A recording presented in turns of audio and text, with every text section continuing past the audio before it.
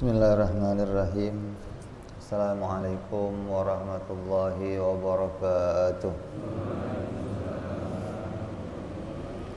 Al-Fatihah ila ruhi Sayyidina wa Habibina wa Syafi'ina Rasulillah Sayyidina Muhammad ibn Abdullah sallallahu alaihi wa ala alihi wa ashabihi wa azwajihi wa dhurriyyatihi أن الله يعلي درجات في الجنة وينفعنا بأسرارهم وأنوارهم وعلومهم ونفحاتهم وبركاتهم في الدين والدنيا والآخرة ويجعلنا من حزبهم ويرزقنا محبتهم ويتوفنا على ملتهم ويحشرنا في زمرتهم بالعافية والسلامة لهم الفاتحة أعوذ بالله من الشيطان الرجيم بسم الله الرحمن الرحيم الحمد لله رب العالمين الرحمن الرحيم مالك يوم الدين إياك نعبد وإياك نستعين اهدنا الصراط المستقيم صراط الذين أنعمت عليهم غير المغضوب عليهم ولا الضالين آمين بسم الله الرحمن الرحيم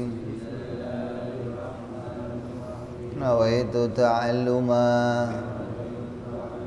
وتعليما وتذكرا وتذكيرا والنفعا والانتفاعا والإفادة والاستفادة والحثا على التمسك بكتاب الله وسنة رسول الله صلى الله عليه وسلم ودعاء إلى الهدى والدلالة على الخير ابتغاء مرضاته وقربه وثوابه وحسن الخاتمة مع اللطف والعافية وصلاح العاقبة بسم الله الرحمن الرحيم الحمد لله رب العالمين والصلاة والسلام على أشرف الأنبياء والمرسلين سيدنا وحبيبنا وشفيعنا ومولانا محمد وعلى آله وصحبه أجمعين أما بعد قال مصنف الكتاب رحمه الله ونفعنا به وبعلومه في الدارين اللهم افتح قلوبنا فتوح العارفين وبحكمتك وانصر علينا برحمتك يا أرحم الراحمين ila anqal sampai sifat yang kedua yang wajib bagi para rasul alaihi wassalatu wassalam adalah bersifat amanah. Wajib para nabi semuanya bersifat amanah. Amanah itu apa artinya?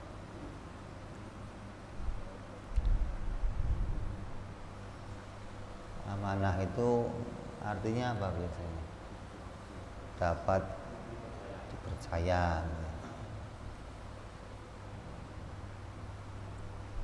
Artinya dapat dipercaya itu tidak pernah mengecewakan gitu loh. Kalau disuruh, kalau diperintah tidak pernah mengecewakan. Artinya tidak pernah mengecewakan, maksudnya kalau melakukan tugas tidak pernah terjadi kesalahan. Jadi secara zahir maknanya begitu. Apa sih amanah itu? Amanah itu dapat dipercaya. Maknanya tidak pernah melakukan kesalahan. Tapi pada makna hakikat pada Nabi, amanah itu maknanya maksum. Maksum itu apa? Terjaga, dijaga oleh Allah dari melakukan kesalahan, baik kesalahan yang kecil maupun kesalahan yang besar. Jadi Nabi itu bersifat amanah, maknanya para Nabi tidak pernah melakukan kesalahan, baik yang kecil maupun yang besar.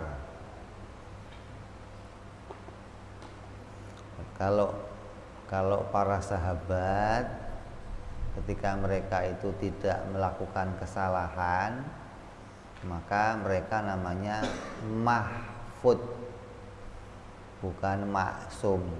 Mahfud itu menjaga diri dari melakukan kesalahan. Kalau Nabi dijaga, hingga Nabi itu nggak bisa berbuat salah, nggak bisa. Asal mau berbuat salah dilurusin, hingga nggak pernah pada dirinya terjadi satu kesalahan, baik itu kesalahan kecil ataupun yang besar. Apa yang besar? Contohnya yang haram, makan yang haram, minum minuman yang haram, berbuat sesuatu yang haram, itu tidak pernah terjadi pada Nabi. Jadi sesuatu yang kelihatannya haram saja nggak terjadi. Jadi kalau sampai kok ada kesalahan, kan dalam berita banyak tuh Beb, Nabi ngelakuin kesalahan begini, kesalahan begini, maka itu terlihat salah gitu loh. Sesuatu yang terlihat salah itu harus ditafsirkan kepada makna yang benar. Jangan terlihat salah kalau didokong, Nabi aja salah kayak kita, apalagi buat bandingan. Gimana kita nggak salah, wong Nabi aja bisa salah. Sekarang karena nggak ada Nabi, pakainya Ustadz aja bisa salah, apalagi saya. Ustadz jadi sasaran akhirnya. Ini perkataan demikian bisa sampai kepada murtad, mengatakan dibanding-bandingkan Nabi aja bisa salah, apalagi saya manusia biasa. Padahal Nabi harus kita imani sifatnya maksum, dijaga oleh Allah dari melakukan kesalahan. Dosa besar seperti tadi yang haram-haram nggak pernah terjadi tuh. Makan yang haram, minum yang haram, zina, berbohong, riba, ini nggak pernah terjadi sama Nabi, nggak pernah. Terus dosa yang kecil apa? Makruh. Makruh itu apa? Dikerjakan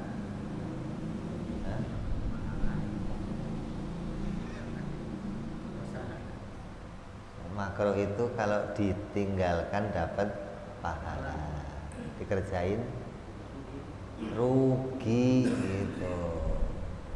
Nah, kok ngerjain perkara makruh hukumnya apa? Rugi. Contohnya makruh apa? Makan pete, jengkol, tapi mentah. Masih mentah tuh dimakan, itu baunya mulut kemana-mana. Bawang mentah. Kalau sudah matang dibikin jengkol semur enak gitu mah, udah gak ada masalah. Itu urusannya kencing nanti yang bau, bukan mulut lagi.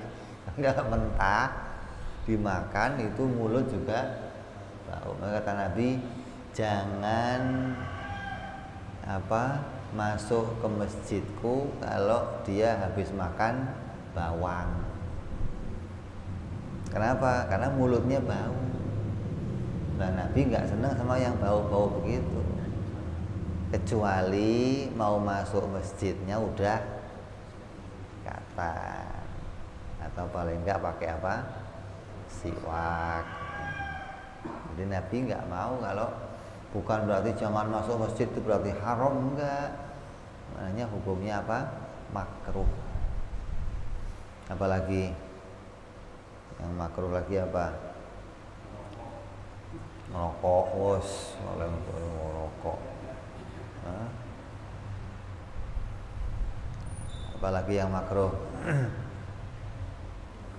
Wudhu 1 kali basuhan. Wudhu 2 kali basuhan hukumnya apa? Makruh. Kan kalau 3 kali basuhan jadinya sunnah. Kalau meninggalkan sunnah apa namanya? Makruh. Jadi kalau wudhunya sah tapi hukumnya makruh. Apalagi makan sambil berdiri, minum sambil berdiri. Ada lagi melihat kemaluan tanpa ada tujuan. Artinya iseng-iseng kamu buka, kamu tonton sendiri, kamu bolak-balik, kangen kamu, hukumnya apa? Makruh gitu. Kalau ada tujuan nggak apa-apa, kayak namanya mau diobatin gatel, sama dengan melihat kemaluannya istri, hukumnya makruh. Kecuali ada tujuan, nggak apa-apa kalau itu. Kalau nggak ada tujuan, ente buka sambil makan bakso, ente tonton buka, hukumnya makruh. Yang haram nggak pernah, yang makruh nggak pernah, sampai yang rendah itu nggak pernah. Yang rendah itu apa? Haram nggak, makruh nggak. Namanya sifat yang rendah. Kayak apa contohnya? Sendawa, depannya umum. Habis makan, orang sudah kenyang, minum, itu hukumnya apa? Rendah. Tusuk gigi nggak ditutupin, nah itu hukumnya rendah. Ngupil hukumnya tempat umum. Kalau ngupil tempat umum tutupin, nah orang nggak tahu tuh ngupil apa tusuk gigi. Kalau begini coba presiden kok tahu-tahu lagi di syuting ngupil gimana? Apa nggak viral? Apa? Nggak beradab gitu loh, kurang beradab. Nah, Nabi itu terjaga sopan santunnya, terjaga akhlaknya. Hingga jangankan yang haram, yang makruh, yang rendah saja nggak pernah terjadi sama Nabi SAW.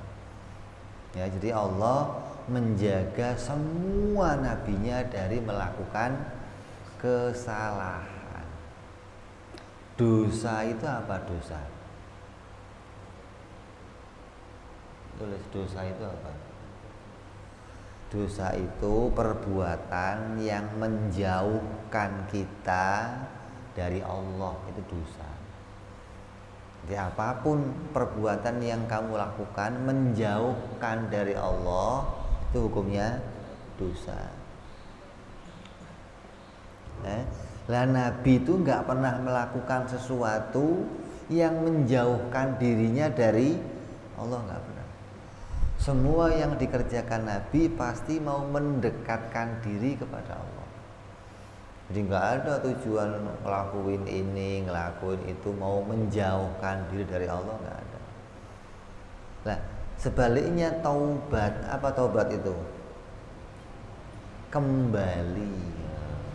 Makanya Allah itu cinta sama orang-orang yang bertaubat. Allahu yuhibbut tawwabin, yuhibbul mutatahhirin. Apa tawabin itu? Orang-orang yang bertaubat, yang mau kembali kepada, setelah dia menjauh lalu dia kembali, itu namanya apa?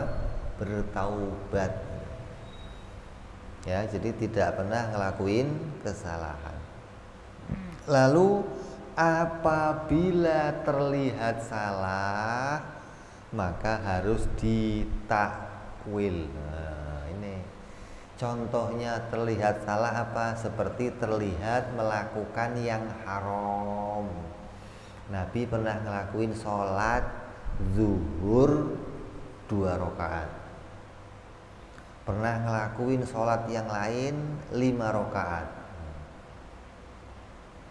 Nah kok 2 rakaat kenapa? Kan haram. Sholat zuhur kok 2 rakaat, hukumnya apa? Haram. Tapi Nabi pernah ngelakuinnya. Apabila itu terjadi pada Nabi, maka itu terlihat seperti salah. Maka apa yang terlihat demikian, itu maknanya Nabi lagi mengajarkan hukum, bukan melakukan sesuatu yang haram. Nikah lebih dari 4 kali, hukumnya apa? Bagi kita haram, bagi Nabi enggak haram. Itu hukum khusus bagi Nabi kalau menikah 4 kali. Lah kalau sholat zuhur kok 2 rakaat, hukumnya apa? Haram. Lah Nabi kok ngelakuinya? Itu mencontohkan hukum atau menjelaskan hukum. Apabila sampai nanti kamu terjadi begitu, maka enggak usah bubarin sholat, terus cukup tambah 2 rakaat lagi, lalu sujud sahwi, terus salam, sah sholatnya. Kalau Nabi enggak ngajarin hukum itu, maka kita yang ketika sholat 2 rakaat lupa salam, 3 rakaat salam, bingung, aduh gimana, ulangin lagi dari awal. Karena Nabi menjelaskan hukum, oh kalau sampai terjadi 2 rakaat salam, cukup tambah 2 rakaat lagi, asalkan kamu masih di tempat sholat kamu dan belum banyak berbicara. Beda kalau sudah keluar, udah ngopi di depan masjid, udah rokokan, kamu tadi kan 2 rakaat kurang, oh iya nambahin 2, nggak boleh. Kecuali masih di situ diingetin, Pak tadi cuma 2 rakaat Pak kurang, oh iya. Berarti namanya apa itu? Nabi mengajarkan hukum, itu terlihat salah. Contoh yang lain, Nabi pernah wudhu 1 kali basuhan. Hukumnya apa? Makruh. Nabi kok ngelakuin makruh? Mencontohkan hukum, menjelaskan hukum. Andai Nabi nggak pernah wudhu 1 kali, nanti kita kira wudhu 3 kali hukumnya wajib. Jadi wajibnya wudhu itu 1 kali basuhan, 2 kali sunnah, 3 kali sunnah.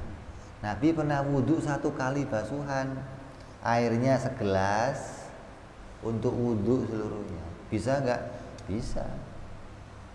Nah untuk apa begitu? Karena nggak ada air yang lain. Masa itu orang-orang Arab air itu susah banget. Kalau sudah dapat air cukup untuk dirinya udah beruntung. Kenapa? Karena mereka punya ternak, mereka punya keluarga. Jadi air diperuntukkan kadang untuk minumnya ternak, minumnya keluarga, hingga wudhu cukup tayamum. Nabi pernah dapat air, kemudian dipakai wudhu, wudhunya 1 kali basuhan. Jadi wudhu sekali basuhan itu hukumnya makruh. Nah bagi Nabi kan makruh? Enggak, bagi Nabi hukumnya apa? Wajib.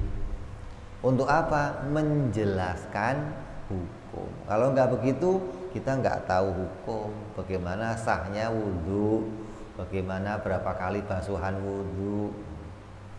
Terus Nabi pernah pula kencing berdiri, hukumnya apa? Hukumnya apa? Makruh. Nabi kok ngelakuin?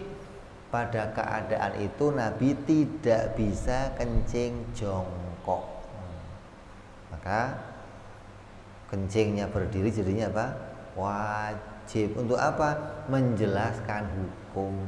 Andai Nabi selalu kencing jongkok, maka dikira kencing jongkok hukumnya wajib. Ketika Nabi kok ngelakuin sekali yang makruh, sekali dan nggak pernah mengulang lagi, maka itu namanya makruh. Nabi wudhu sekali nggak pernah mengulang yang begitu lagi, namanya makruh. Kalau haram sama sekali nggak pernah dilakukan sama Nabi. Nah, kalau makruh menjelaskan hukum biar kamu tahu, oh kalau sampai terjadi pada saya begitu hukumnya nggak haram. Kalau kita kan nggak, kadang airnya ada tapi sengaja wudhunya sekali. Kenapa? Dingin bib. Oh. Wah dinginnya, cipik udah selesai.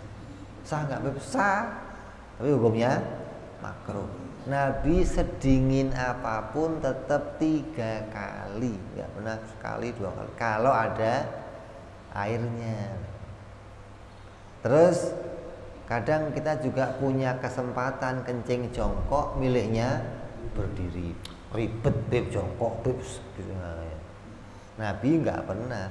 Selagi ada kesempatan ngelakuin sunnah, Nabi pasti milihnya sunnah. Makanya saya sering ingetin tuh di masjid-masjid, musola-musola, masjid kok kencingnya kayak di alun-alun, atau kayak, lah itu begitu. Oh, yang kencing kan di sini orang kantoran semua, beb. Ya mau orang kantor, mau orang langit juga bikinin kotak koboi kan nggak apa-apa tuh kan, bikin pintu begitu. Nggak usah tutup atasnya, nggak apa-apa, yang penting orang ketika buka itu auratnya nggak kelihatan. Nah, kalau sarung diangkat kan madhabnya sana nggak kelihatan, belakang paha kamu kan kelihatan orang tapi hukumnya haram. Dia rusak ya begitu. Ya, Nabi tidak pernah melakukan yang demikian. Apabila itu terjadi, maka harus kita takwil bahwa itu adalah menjelaskan hukum. Terus sekarang kita cerita yang terjadi, berita para nabi ngelakuin kesalahan. Yang sering diceritain Nabi Adam. Nah, ini. Nabi Adam makan buah. Emang nama khuldi itu di Quran ada? Yang nyebut khuldi siapa? Iblis. Nanti kok jadi ikut-ikut iblis? Allah nggak mengatakan jangan makan buah khuldi ini. Allah ngomong jangan makan buah ini. Namanya buah apa? Nggak disebut. Allah nggak nyebut namanya buah apa, namanya buah terlarang. Iblis yang namain ini buah keabadian. Oh, buah khuldi itu kalau disebut namanya buah keabadian lah. Di surga itu ya semua buah abadi. Memang ada buah yang nggak abadi di surga? Oh, surganya aja abadi, ya buahnya abadi. Jadi yang nyebut buah itu buah abadi itu iblis. Orang sering ngomongin Nabi Adam ditipu sama iblis makan buah khuldi. Ada lagi yang ngomong, oh Nabi Adam nggak tertipu, nggak mempan ditipu sama iblis, istrinya Ibu Hawa yang ditipu. Terus Ibu Hawa ngocok-ngocokin Nabi Adam. Oh, ini mau cerita yang macam-macam begitu. Ya Allah. Lah kalau kamu mengikrarkan Nabi Adam salah, terus ini kemana nih? Amanah ini kemana? Maksum ini kemana? Terjaga ini kemana? Jadi itu dohirnya seperti salah, gitu loh. Dohirnya sepertinya berbuat salah. Kamu yang nggak ngerti jangan ikut-ikut. Apalagi nyeritain, oh Nabi Adam aja salah sampai dibanding-bandingin. Aduh ya Allah, rusak gitu. Ini akidah kita harus kita tanam. Nabi maksum, dijaga sama Allah. Jadi apapun dohir yang beritanya salah harus ditakwil. Nah kan Nabi Adam makan buah terlarang, Bib. Iya, tapi kamu nggak usah bicara buah itu. Kenapa? sebelum larangan makan buah itu ada ayatnya yang jelas yang harus kamu pegang. Apa? Wa idz qala rabbuka lil malaikati inni ja'ilun fil ardi khalifah. Tatkala malaikat mendapatkan berita dari Allah. Ini juga kiai nih ngerti ini, hati-hati nih. Wa idz qala dzaraf apa? Zaman. Kalau dikatakan waktu Allah bicara berarti zamannya pada siapa? Allah. Kalau diartikan begitu kamu tanya, itu waktu Allah ngomong itu pagi apa sore apa malam Pak Kiai begitu? Masa Allah, makanya kan idnya jangan sama Allah. Walaupun ayatnya wa idz qala rabbuka lil malaikati, artinya dan tatkala malaikat mendapat berita dari Allah. Kapan? Mau siang kayak boleh, mau malam boleh, mau sore boleh. Kan yang kena waktu siapa? Malaikat. Allah ngasih berita apa? Aku akan menjadikan khalifah di muka bumi. Berarti Nabi Adam diberitakan kepada para malaikat akan dijadikan oleh Allah khalifah di muka bumi. Lah, caranya turun gimana? Ente nggak usah mikirin. Mau makan buah itu, mau nggak makan tetap akan turun. Kenapa? Sudah diberitakan akan dijadikan khalifah di muka bumi, gitu loh. Ini mikirnya, oh Nabi Adam mah turun ke bumi karena makan buah terlarang jadi diturunkan. Ini ayatnya kemana yang ini berarti? Nggak kepake dong ayatnya. Jadi jangan cerita makan buah itu, jangan cerita. Apalagi sampai nyalahin, ya Allah. Jadi pertahankan itu. Nabi Adam dicetak untuk diturunkan ke muka bumi jadi Rasul. Begitu. Adapun caranya turun itu Allah yang atur, mau dijongkrokin kayak mau diapa terserah gitu loh. Nanti kok mikirin makan buah itu, apalagi sampai ngomong Nabi Adam diusir Allah. Terus kemuliaannya di mana? Bedanya apa sama iblis? Terus ngomongnya bagaimana, Bib? Dipindahin mending, diturunkan mending, kok diusir loh. Kayak nggak ada gunanya banget. Seorang, saya mau nanya, kamu seneng nggak Nabi Adam makan buah itu? Kamu mendukung nggak Nabi Adam makan buah itu? Saya tanya. Ente mendukung nggak Nabi Adam makan buah itu? Mau ya enggak, Beb, ya kamu nggak lahir, kalau nggak didukung. Nabi Adam makan buah itu, untungnya makan buah itu kamu bisa kencing di sini, lu bisa ngaji di sini, bisa. Kalau Nabi Adam nggak dipindah ke dunia, ya kita nggak lahir dong. Jadi jangan terus, Nabi Adam kenapa makan buah itu? Itu perkataan orang Yahudi. Apa kata orang Yahudi? Gara-gara Nabi Adam makan buah khuldi, rencana planning A Allah gagal. Rencana Allah yang pertama gagal, jadi berubah rencana yang kedua. Memang tadinya gimana? Tadinya manusia akan ditempatkan semuanya di dalam surga bersama dengan Tuhan. Itu keyakinan orang Yahudi begitu. Kalau kamu kok sampai mengatakan kalau Nabi Adam nggak makan buah itu kan kita di surga, kamu sama kayak Yahudi berarti. Di surga itu nggak ada orang kencing, nggak ada orang berak, nggak ada orang meludah, nggak ada. nggak ada kotoran sama sekali dari tubuh kita, nggak ada. Kok apalagi melahirkan? Ya nggak ada. Jadi kalau sampai Nabi Adam nggak turun ke bumi bagaimana?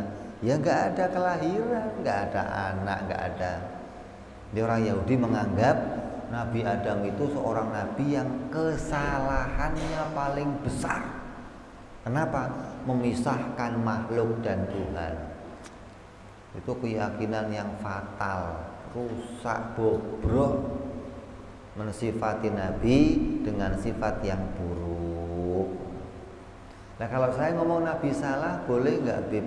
Memang di Quran disebut Nabi salah. Wa aso adama robbahu, dan telah bermaksiat Nabi Adam kepada Tuhannya. Tapi kalimat maksiat ini jangan kamu samakan sama kamu.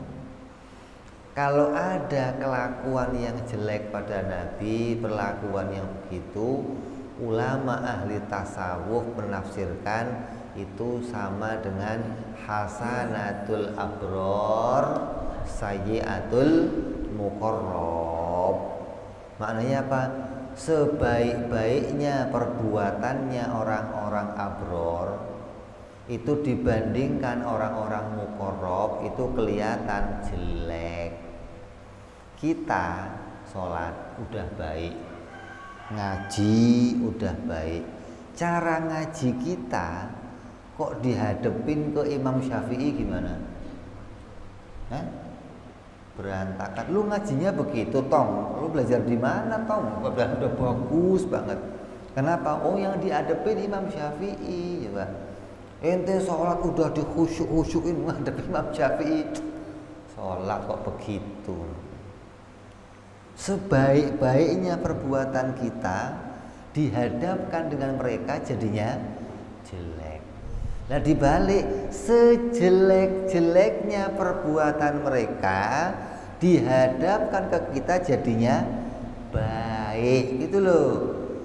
Jadi sejelek-jeleknya Nabi Adam dibandingkan dengan kita jadinya baik. Itu harus begitu. Kalau diomong jelek sama Nabi Adam, oh kalau saya yang ngelakuin itu baik. Oh, karena Nabi yang ngelakuin maka dikatakan salah. Kenapa? Nabi itu kalau disebut salah, kenapa? Meninggalkan yang lebih baik. Perbuatan itu ada dua, ada baik, ada lebih baik. Nabi andai ngelakuin yang baik salah. Kenapa? Karena Nabi itu harus ngerjain yang lebih baik. Baik aja nggak cukup untuk Nabi.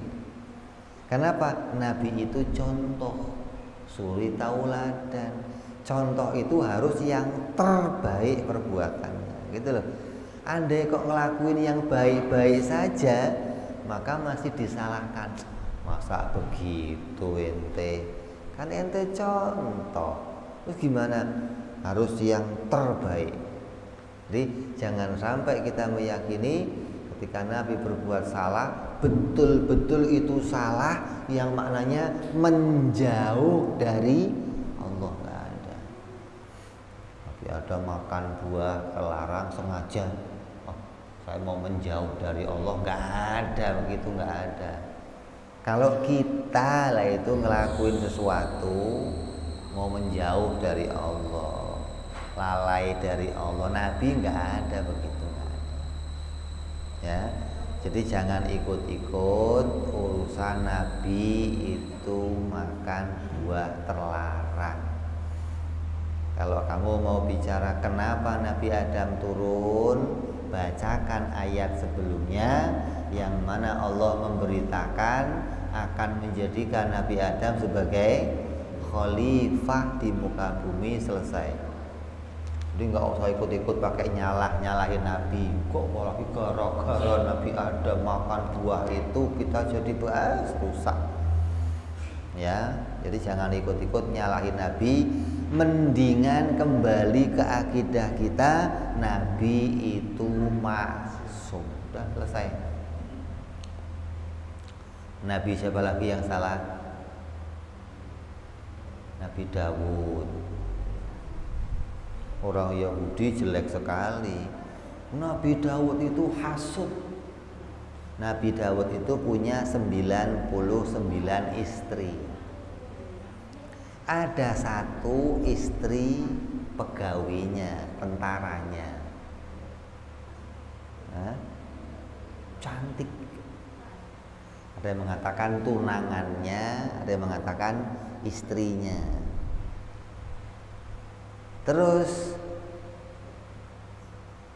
si suaminya itu atau calonnya itu ditugaskan perang sama Nabi Dawud. Keluar terbunuh di dalam peperangan, istrinya diambil sama Nabi Dawud. Kata orang Yahudi, Nabi hasud, gak seneng melihat orang istrinya cantik diambil. Ini keyakinan orang Yahudi ketika melihat perbuatannya Nabi Dawud. 99 istri, masih mau ngambil satu lagi istrinya orang. Sampai kita sering dengar tuh bacaan-bacaan pada tanggal 10 Asyura, 10 Muharram, Allah mengampuni dosa Nabi Adam, Allah mengampuni dosa Nabi Dawud. Gimana ini keyakinannya begitu? Nabi Adam istighfar, ya boleh saja Nabi Adam istighfar. Wong istighfar itu bagi Nabi Adam mengajarkan kepada kita bagaimana caranya taubat. Dan Nabi Adam bertaubat atas dosa yang terkecil sekalipun, Nabi Adam mengajarkan taubat. Ya, andai Nabi itu mau dikatakan dosa, kamu ngomong Nabi Adam berbuat salah yang kecil sekali gitu, maksudnya yang nggak dihitung sama sekali. Kok istighfar? Nabi itu jangankan berbuat seperti nggak berbuat salah pun Nabi istighfar. Mengajarkan kepada kita bagaimana caranya taubat, senantiasa merasa punya salah, merasa belum baik amalnya. Begitu. Jangan dikatakan kalau Nabi taubat berarti betul-betul berbuat salah. Kalau enggak neraka Nabi. Bahaya. Lah, Nabi Dawud kok menikahi yang satu itu kenapa? Ada alasan khusus apa? Diberitakan oleh malaikat bahwa wanita itu nanti akan melahirkan Nabi Sulaiman. Gimana coba? Jadi nikahnya itu ya perintahnya Allah menikahi. Orang yang lihat hasud, udah punya 99 istri masih mau nikah lagi satu lagi. Jadi yang kelihatan salah pada Nabi kamu nggak usah ikut-ikut nyeritain, nggak usah. Kalau kamu nggak ngerti cerita yang sebenarnya. Ya, terus siapa lagi? Nabi-nabi yang Nabi Yunus dilempar dimakan ikan koki. Kenapa?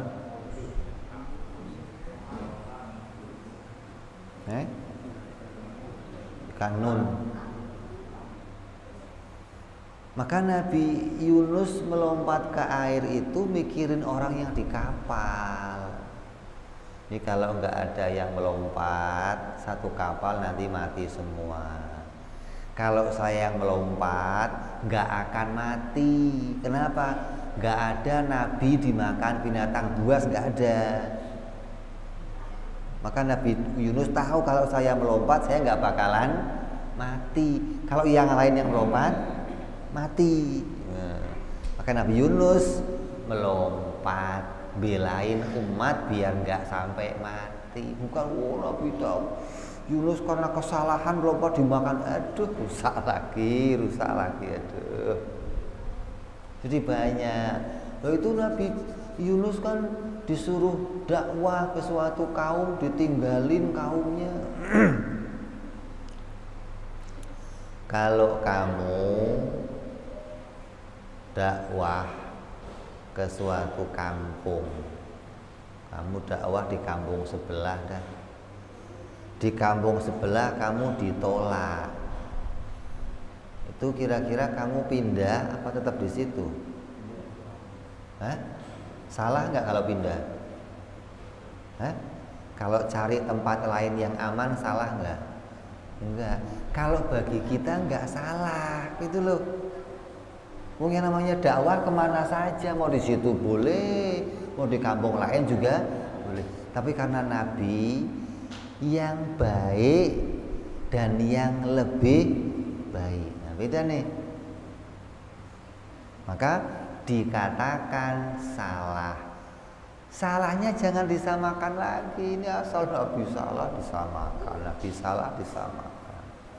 Jadi kita harus berpegang kepada akidah bahwa Nabi itu dijaga oleh Allah. Apabila terlihat salah, maka itu harus ditakwil, harus dijelaskan maknanya.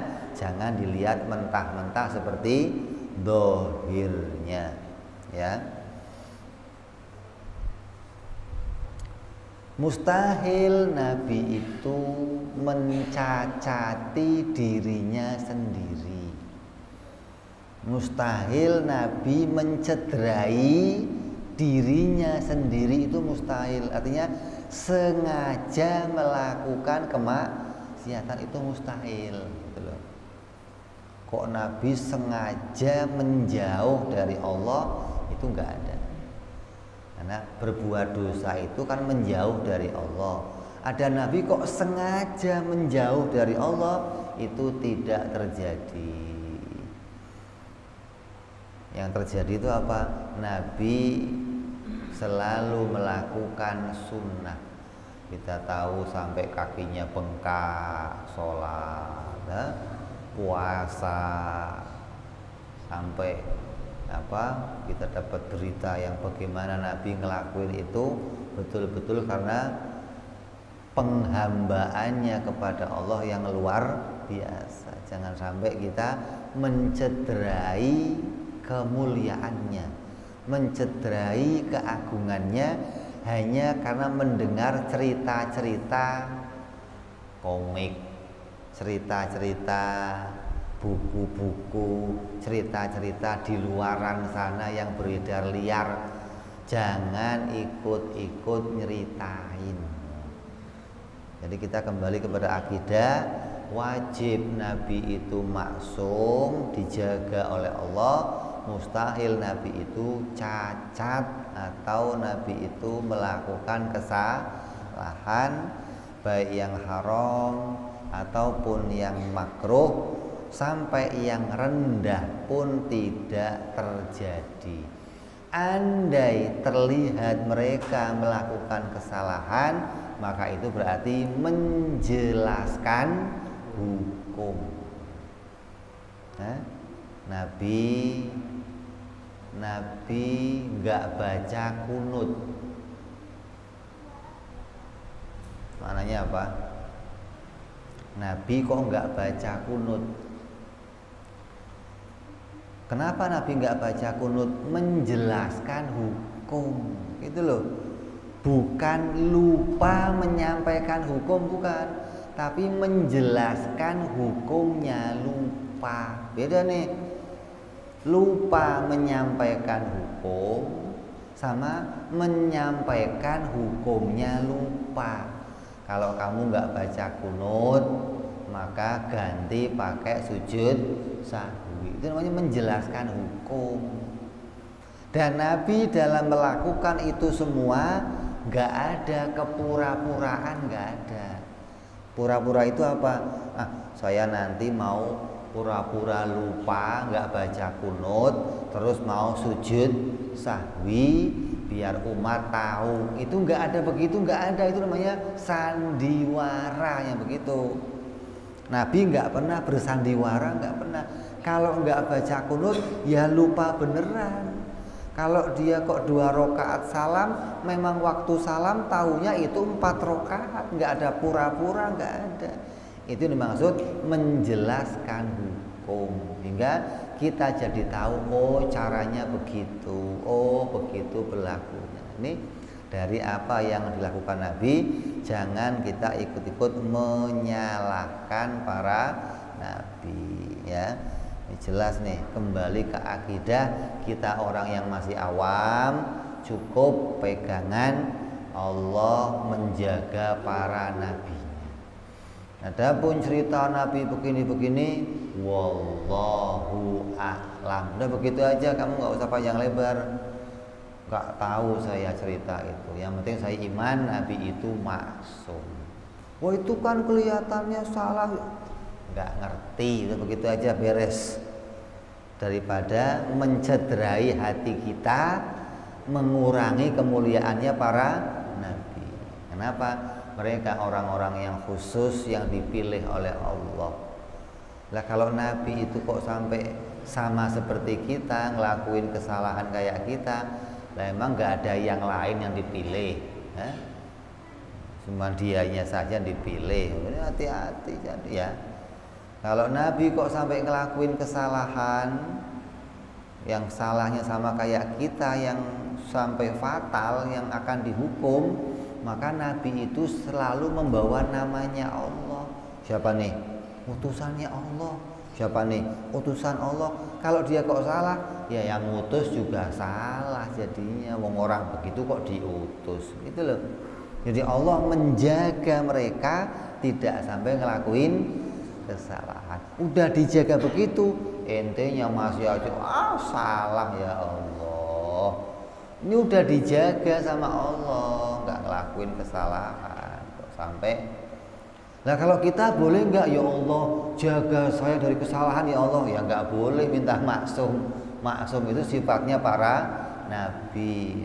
Mestinya kita mintanya, ya Allah kuatkan saya untuk melawan nafsu, kuatkan saya untuk menghindar dari kesalahan. Jangan minta maksum, jangan. Ya, itu sifat yang kedua yang wajib bagi para nabi alaihimus salatu wassalam. Dari materi ini nanti nyambungnya kepada para wali.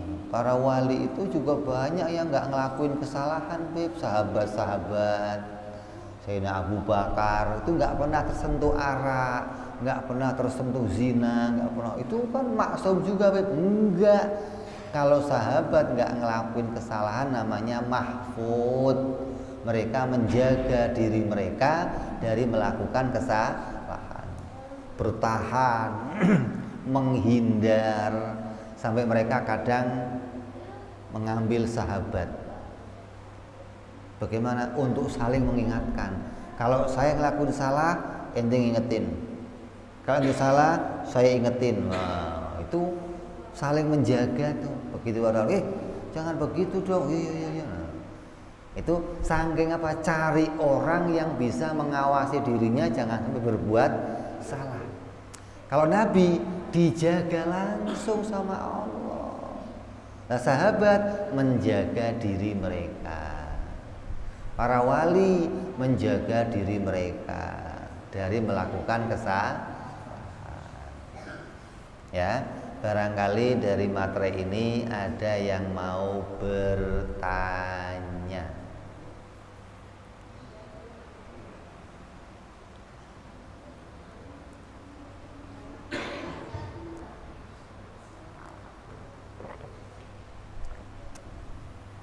Jadi kalau mau disebut benar, ini masih masuk pengertian sidik juga. Kemarin kita ngomong sidik benar dalam ucapan.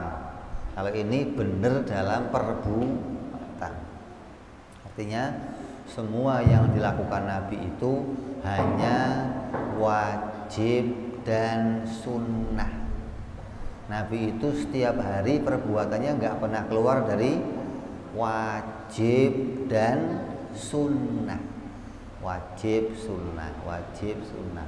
Lepas dari wajib sunnah, pasti kalau nggak makruh, haram, mubah. Karena hukum cuma 5, wajib, sunnah, haram, makruh, mubah. Lah Nabi ini tiap waktu kerjanya apa? Bolak-balik itu aja, wajib sunnah, wajib sunnah, wajib sunnah. Nah kalau kita kok nggak ngikutin itu, ya nanti akan terkena yang lain pasti. Kalau nggak makruh ya haram. Jadi Nabi itu amalnya dairatun minal wujubi was sunnah. Itu siapa itu? Baiklah para jamaah sekalian, pengajian hari ini sampai waktunya pada kita untuk bertanya ya. Dari sekian jamaah ada kurang jelas atau kurang apa, ada kurang-kurang yang kiranya untuk bertanya ya, tidak usah sungkan, tidak usah ragu. Ayo dimulai dari siapa dulu?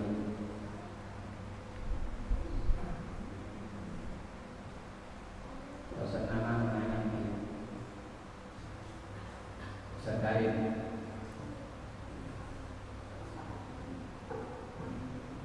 Assalamualaikum warahmatullahi wabarakatuh. Waalaikumsalam warahmatullahi wabarakatuh. Masalah sunnah, tidak kan disuruh mengumpulkan masjid, tetapi untuk masjid kayaknya simpan dulu kain yang tinggal untuk semarak di dalam masjid dan tidak senang makan ini. Ini ada sholat berjamaah, tidak menjaga diri untuk tak ada ciri-ciri cinta kepada Rasul itu untuk dibuktikan gitu. Jadi semampunya walaupun kekuatan masing-masing antara keimanannya itu semampunya untuk melaksanakan sunnah sholat Rasul. Terima kasih. Assalamualaikum warahmatullahi wabarakatuh. Salam warahmatullahi wabarakatuh. Berjamaah di masjid. Iya itu kalau apa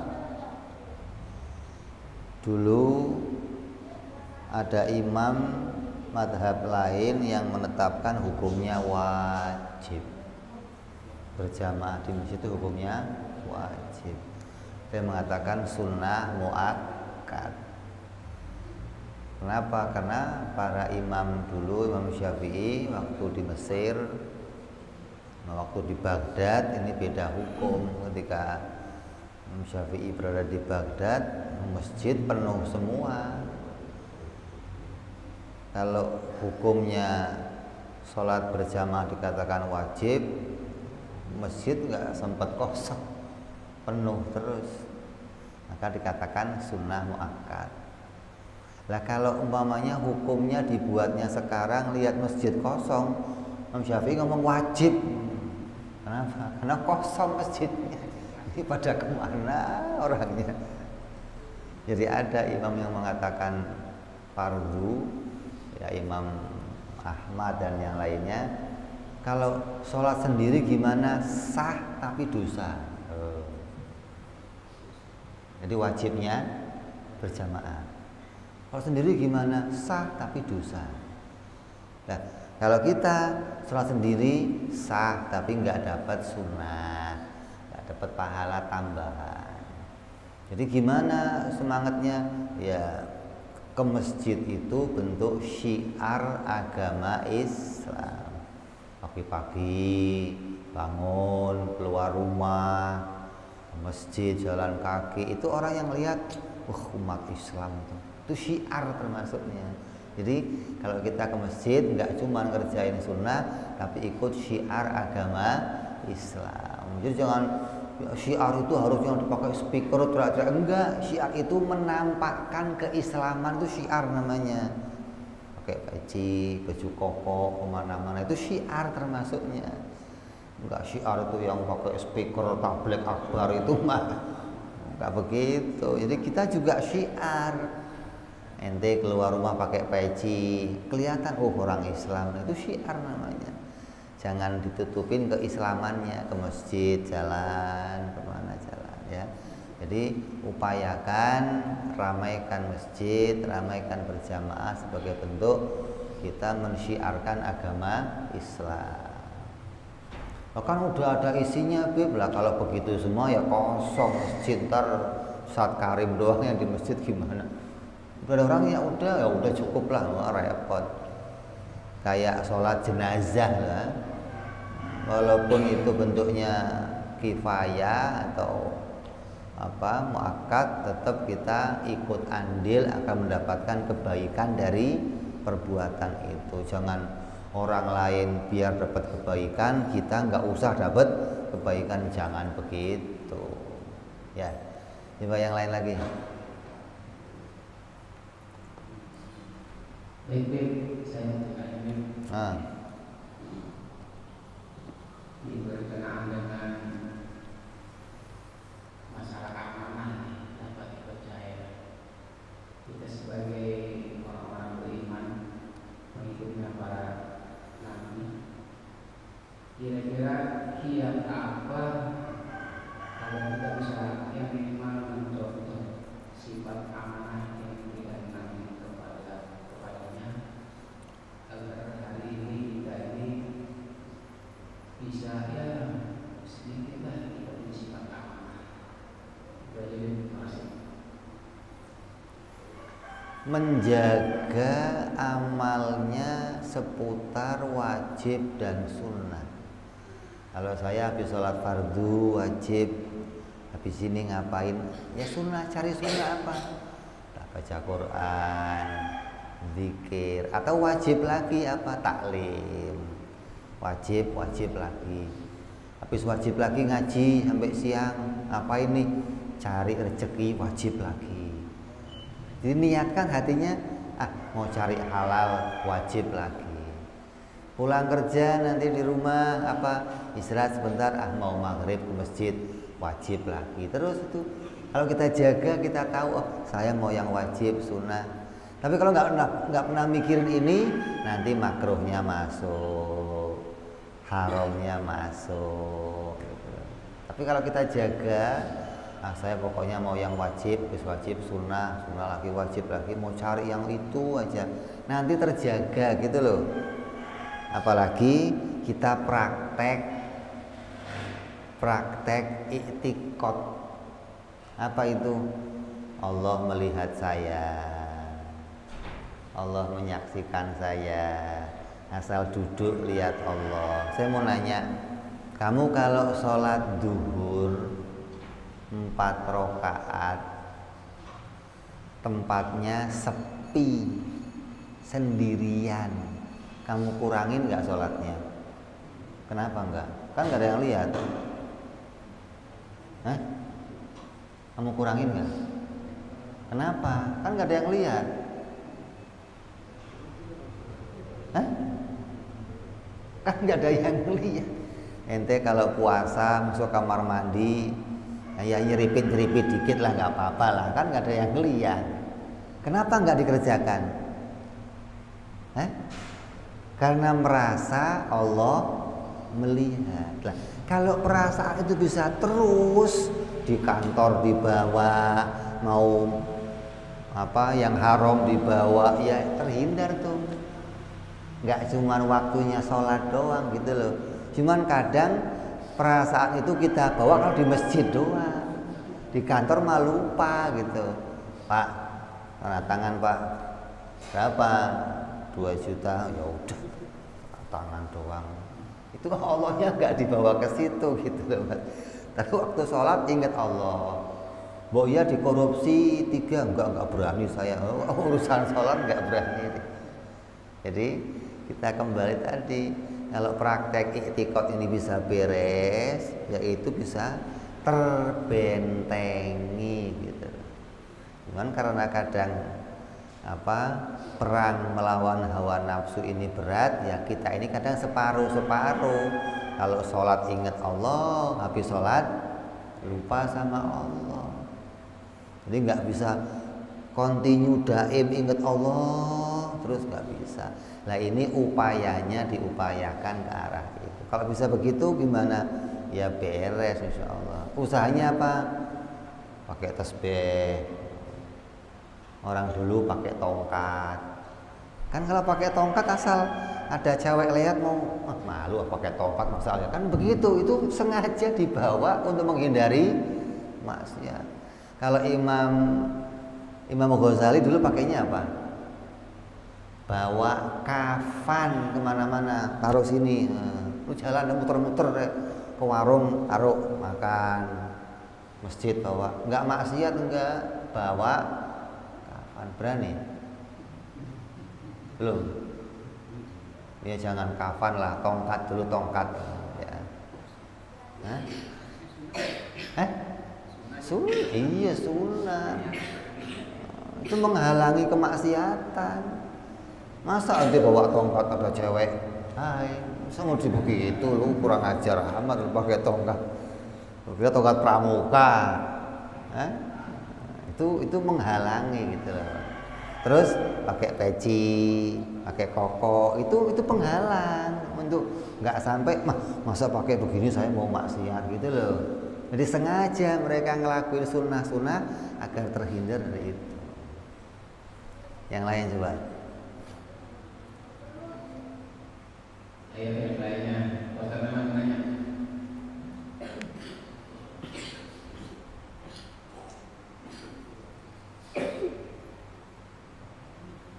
Assalamualaikum warahmatullahi wabarakatuh. Waalaikumsalam warahmatullahi wabarakatuh. Jamaah ini mau tanya Monggo. tentang hukum kencing berdiri. Iya. Tadi yang sudah disampaikan oleh Habib, kalau Nabi pernah sekali melakukan itu untuk contoh pada umatnya. Tapi sekarang pada umumnya di masjid ataupun di rumah ataupun di kantor ataupun di mana saja, kebanyakan itu yang saya lihat kencing hampir rata-rata berdiri daripada jongkok. Ini yang salah, maaf, ulamanya atau yang membikin sarana ibadah tersebut. Terima kasih.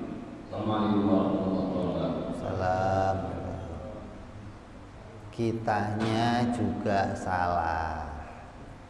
Kemana-mana pakai celana. Kalau mau jongkok ribet. Lah ya ribet tuh pakai celana, mau buka-buka bagaimana coba? Lah karena kitanya pakai celana, pihak masjidnya nyiapin sarana. Kalau pakai celana di sini pak kencingnya. Akhirnya apa? Ya dibikin tempat yang untuk berdiri karena melayani jamaah yang pakai celana. Kalau tempatnya jongkok semua, nanti yang pakai celana ribet. Padahal kalau dibikin kolam kayak di sini, lu mau pakai celana, mau pakai gamis, mau pakai jas aman, ya kan? Kalau sudah masuk kamar mandi tertutup, ya dibuka ya bisa, di apa ya bisa gitu loh. Jadi yang penting bagi kita fasilitas kita siapin. Adapun mereka mau caranya bagaimana terserah mereka. Yang penting kita nyiapin fasilitas yang baiknya, gitu loh. Lah, kalau enggak kita siapin, nanti pihak kita yang salah. Dikira tidak menyiapkan untuk sunnah. Tapi kalau kita nyiapin tempat yang tertutup, ya udah, masalah dia mau tetap berdiri, mau enggak itu pilihan dia sendiri, gitu kan? Lah, kalau kita biasakan sunnah, jongkok gimana? Istimewa. Orang yang senantiasa kencing jongkok itu dikatakan tidak kena kencing batu, nggak kena prostat, nggak kena pengapuran, nggak kena, banyak tuh keuntungannya gitu loh. Jadi setiap sunnah yang dikerjakan Nabi pasti membawa keuntungan. Makanya kata dokter, andai kamu kerjakan 3 sunnah Nabi, saya nggak laku, kata dokter. 3 sunnah Nabi kamu kerjakan, saya nggak laku. Apa diantaranya? Kalau tidur yang benar ngadepnya, kalau makan dikunyah yang baik, di tangan. Ini amal-amal ini kalau kita kerjakan itu menjaga keadaan kita tuh. Kalau kencing jongkok, kalau sunnah kerja, kata dokter saya nggak laku. Karena sebabnya orang terjadi itu semua meninggalkan itu semua. Sunnah ditinggalkan ini hingga ada dampak yang terjadi pada dirinya. Ya, jadi kalau tanya yang salah siapa? Ya kitanya ya salah. Pihak masjidnya juga salah karena nyiapin fasilitas. Paling enggak tempatnya ditutup, adapun mereka mau ngapain di dalam kita enggak ngeliat. Nah kalau bisa kemana-mana pakai sarung, oh ya repot. Ke kantor pakai sarung nggak boleh, bisa dimarahin orang saya. Itu urusan kamu. Nah kalau saya kencing berdiri gimana, Bib? Tujuannya menghilangkan terkena najis, nggak apa-apa. Artinya ada kepentingan yang lain. Karena saya kantor pakai celana, ya mau nggak mau saya kencingnya berdiri. Tujuannya apa? Biar nggak terkena najis, nggak kecipratan najis gitu. Jadi punya tujuan yang lain. Kalau bisa kok masuk ke tempat tertutup, buka, cantolin, kencing, nggak selesai, itu nggak ada masalah. Kalau nggak mau meninggalkan sunnah, coba yang lain.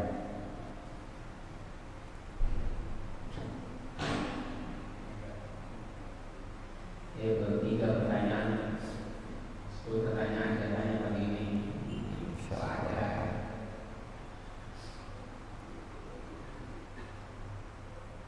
Pak Ustaz Sulaiman, nggak ada. Itu nasi udah siap udah. Sudah siap. Udah siap. Kalau udah siap kita tutup.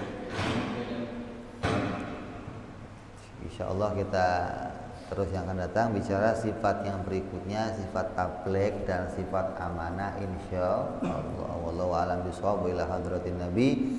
Al-Fatihah. A'udzubillahi minasyaitonir rajim. Bismillahirrahmanirrahim. Alhamdulillahirabbil alamin arrahmanir rahim maliki yaumiddin. Iyyaka na'budu wa iyyaka nasta'in ihdinas siratal mustaqim. Siratal ladzina an'amta 'alaihim ghairil maghdubi 'alaihim waladdallin. Amin.